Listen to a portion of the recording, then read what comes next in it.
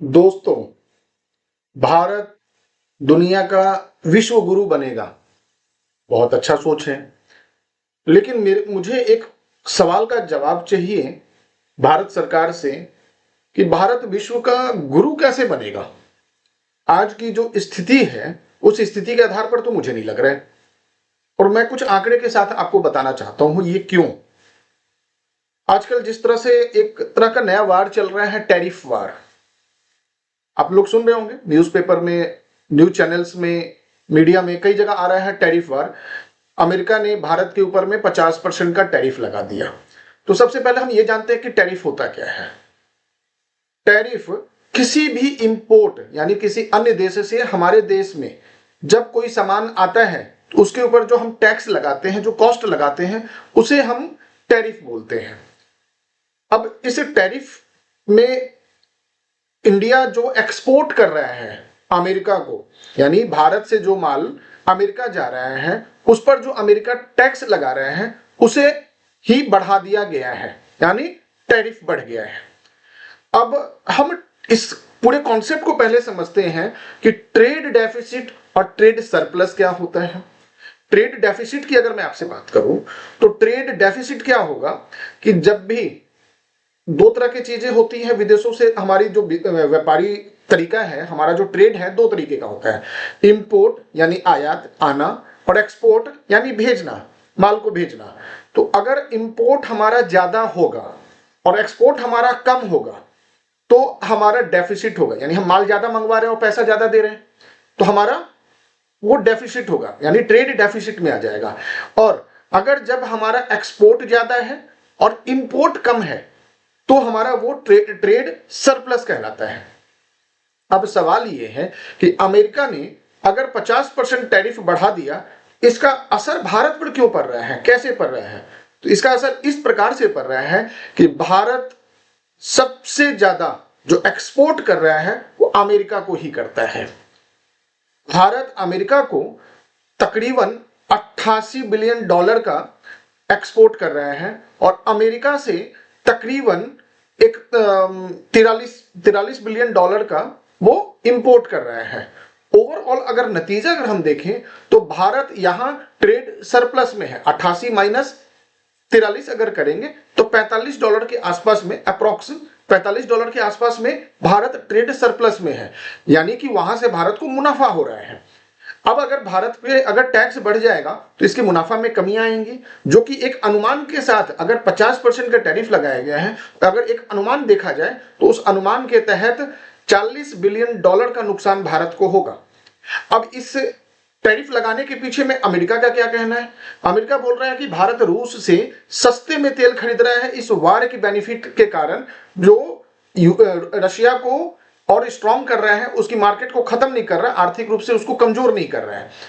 अब भारत सरकार, ठीक है, आपकी अपनी दोस्ती है, अपना एक पॉलिटिकल है, और ये होना चाहिए, हमें सस्ते में माल खरीदना चाहिए भाई, हमें कोई कैसे रोक सकता है, आपको नहीं खरीदना है।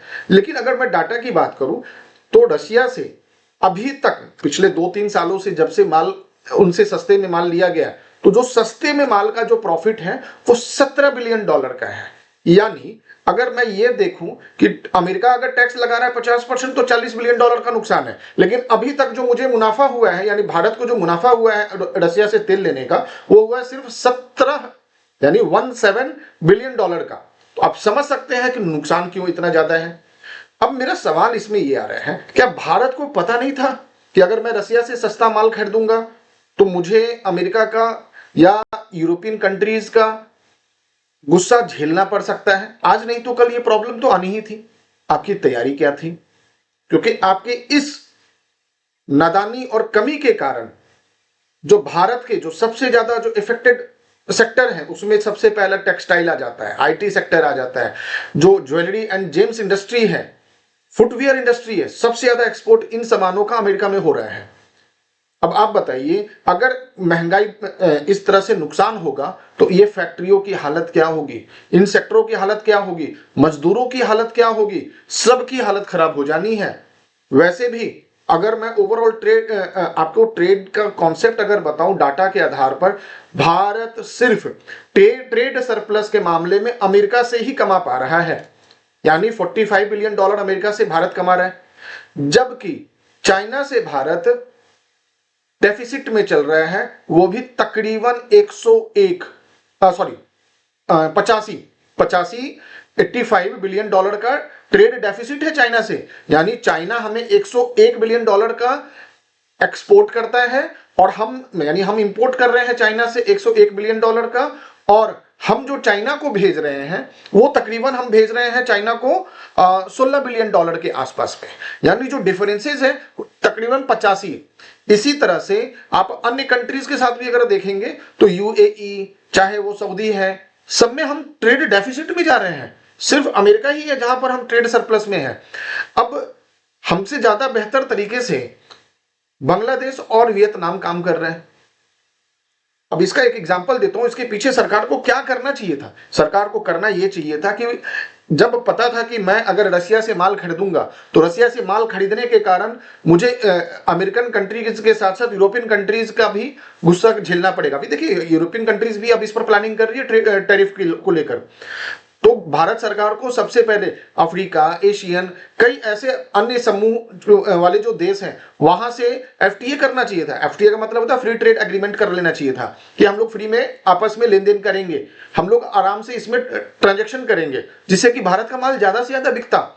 दूसरा, भारत को क्या करना चाहिए था, जितने भी capital goods, raw material goods है, उनके ऊपर में जो इंपोर्ट ड्यूटी है, यानी भारत में जो विदेशों से माल आता है रॉ मटेरियल्स के रूप में, जो टेक्सटाइल के इंडस्ट्री के लिए यूज हो रहा है या किसी भी अदर इंडस्ट्रीज के लिए यूज होता है, उस पर इंपोर्ट ड्यूटी कम कर देना चाहिए, जिससे वो सस्ता हो जाएगा। तो उनको वहां से कंपनसेट हो गया। भारत सरकार को राहत देना चाहिए टैक्सेशन में। जीएसटी इतना ज्यादा है, अगर मैं टेक्सटाइल सेक्टर की बात करूं तो टेक्सटाइल सेक्टर में तकरीबन 12% का जीएसटी है, भारत सरकार को 5% कर देना चाहिए था। अगर मैं इलेक्ट्रॉनिक्स की बात करूं तो इलेक्ट्रॉनिक्स में 18% की है, भारत सरकार को 12% कर देना चाहिए। अगर मैं ज्वेलरी इंडस्ट्री और जेम्स की बात करूं तो 3% है, जो कि अगर आप 1% कर दें तो बहुत राहत होगी। और इन सबसे भी ऊपर है कि अगर आप अपना कंप्लायंस सही कर लें, क्योंकि भारत के अंदर में सबसे ज्यादा टफ है टैक्स के ऊपर में कंप्लायंस को फॉलो करना। जीएसटी का टैक्स इनपुट तो आ ही नहीं पा रहा है।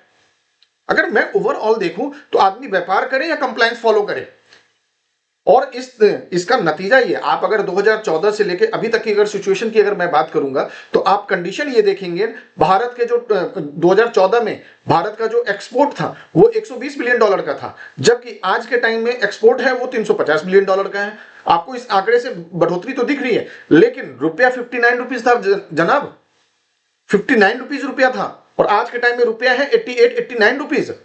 ये गैप का भी तो आपका वैल्यूएशन बढ़ा रहा है। अगर मैं इसको 40% के आसपास में वैल्यूएशन को बढ़ता अगर देखता हूं ना तो 200 के आसपास में तो यही हो गया। तो अगर आप हमारा रुपया अगर कमजोर हो रहा है तो रुपया कमजोर होने से सबसे ज्यादा नुकसान अगर देखा जाए तो भारत को ही है। इसके पीछे लॉजिक क्या आ रहा है ना कि आपके जो मेक इन इंडिया का जो कॉन्सेप्ट है वो पूरा का पूरा फेल हो गया।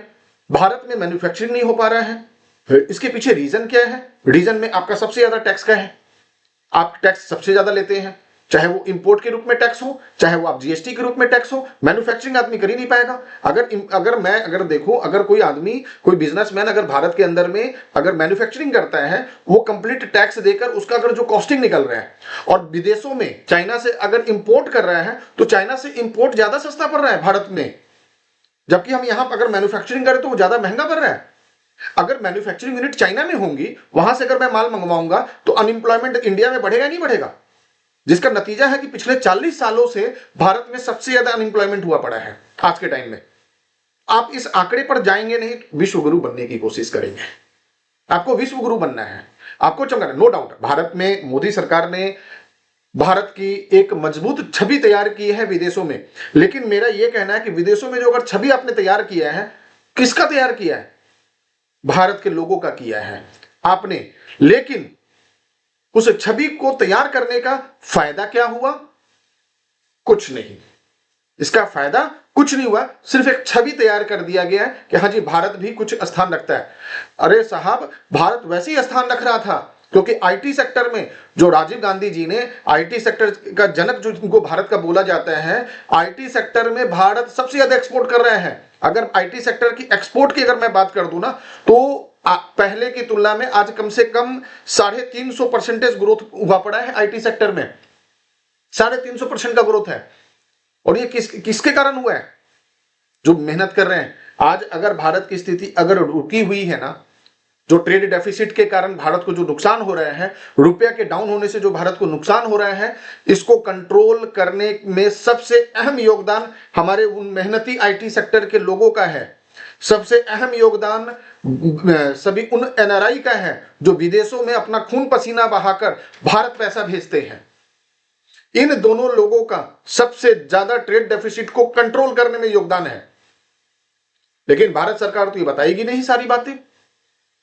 आपको सिर्फ नियम बनाना है, कंप्लायंस इस तरह से आपने तैयार कर दिया है कि आदमी काम नहीं कर सकता है, मैन्युफैक्चरिंग नहीं कर सकता है। आप रुपया गिर रहा है, आप क्या एक्शन ले रहे हैं? पहले रुपया अगर गिर जाता था ना, तो सोचा जाता कि रुपया क्यों गिर गया। आज लगातार रुपया 59 रुपीज से लेके 88 रुपीज 89 रुपीज हो गया है। आपने क्या कदम उठाए हैं? कभी कंट्रोल होने का नाम क्यों नहीं ले रहा है रुपया? अनएम्प्लॉयमेंट पिछले 40 सालों में बढ़ गया, आप क्यों नहीं ध्यान दे रहे हैं? आज अमेरिका 40% आपके ऊपर में 50% का टैरिफ लगा दिया, आपने उसके लिए क्या किया? ना आप जीएसटी कम कर रहे हैं, ना आप नया मार्केट पकड़ कर दे रहे हैं। भारत सरकार से अनुरोध है कि व्यापारियों के दर्द को समझिए और व्यापारियों के साथ साथ उन सेक्टर में काम करने वाले लोगों की भी परेशानियां समझिए। सबके परिवार ईएमआई पे चल रहे हैं, महंगाई दर बढ़ चुकी है, ईएमआई बढ़ चुका है लोगों का। आप ब्याज दर में कमी करने की सोचते तक नहीं है। हर जगह से आपने इंडिया को कैपिटल कंट्री बना के छोड़ दिया है। अरे भारत को आप कैपिटल कंट्री बनाने की कोशिश करेंगे, लेकिन उससे क्या होगा? भारत में मैन्युफैक्चरिंग तो है नहीं। आप जिस तरह से कंट्री को लेकर जा रहे हैं, आने वाले समय में भारत के ऊपर में कर्ज चढ़ जाएगा हर लोगों के ऊपर में, और ये कर्ज बढ़ते जा रहा है। तो रुपया को कंट्रोल कीजिए, टैरिफ को कंट्रोल कीजिए। आप डब्ल्यूटीए में कंप्लेन क्यों नहीं कर रहे हैं अमेरिका के अगेंस्ट में? आप कंप्लेन डालिए वहां पे उसके अगेंस्ट में। आप फ्री एफटीए का एग्रीमेंट स्टार्ट कीजिए अन्य देशों के साथ में। आप इंटरनली एक्शन लेना स्टार्ट कीजिए। मेरा रिक्वेस्ट है सभी कर्मचारियों और व्यापारियों को ध्यान में रखते हुए भारत सरकार जल्द से जल्द कदम उठाएगी। नमस्कार।